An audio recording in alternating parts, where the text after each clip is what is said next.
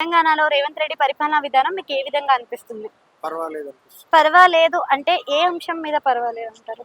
లేడీస్కి ఒకటి bus free ఇచ్చిండు. హ్మ్. ఇంకోటి రుణమాఫీ చేసిండు కానీ మొత్తం కాలే. హ్మ్. ఆ, రైతు బంధు ఇస్తా అంటుంది అంటే ఫ్రీ బస్ వల్ల యూజ్ ఉందంటారా లేదంటారా? అన్నది. లేడీస్కి యూజ్ ఉంది. అంటే ఫ్రీ బస్ పెట్టిన కాడ నుంచి ఇక మనం తినే వాటిపైన రేట్లు పెరిగినాయి, పప్పు ఉప్పు నూనె ఇట్లాంటి వాటి మీద. సో అవి రేట్లు పెంచడం కానీ మరి మహాలక్ష్మికి ఇచ్చిండు కదా, హ్మ్.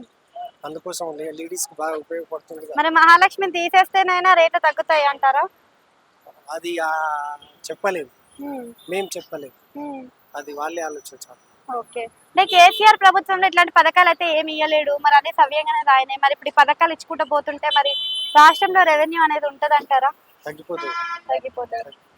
మీకు చాలా ఎక్స్‌పీరియన్స్ ఉంటది. ఆ ప్రభుత్వాన్ని, ఈ ప్రభుత్వాన్ని చూసారు. ఏ ప్రభుత్వంలో పరిపాలన విధానం బాగుంది? ఎవరిది బెస్ట్ అనిపించింది? అనేది బెస్ట్ ఉంటుంది. వాళ్ళదే బెస్ట్. ఎందుకు వాళ్ళది బెస్ట్ ఉండే? అన్ని క్లియర్ టైం ప్రకారం ఉండే, హ్మ్. ఇంత రేట్లు లేకుండా. హ్మ్. రేట్లు బాగున్నాయి. ఓకే. ఇప్పుడు హైడ్రా అనే ఒక సిస్టమ్‌ని తీసుకొచ్చి ఇల్లు కూల్చేస్తున్నారు కదా! దాని వల్ల ఉపయోగం ఉందంటారా? లేదంటారా? అది తప్పే, ఆ! సామాన్య మానవుడి వేస్ట్ అవుతుంది.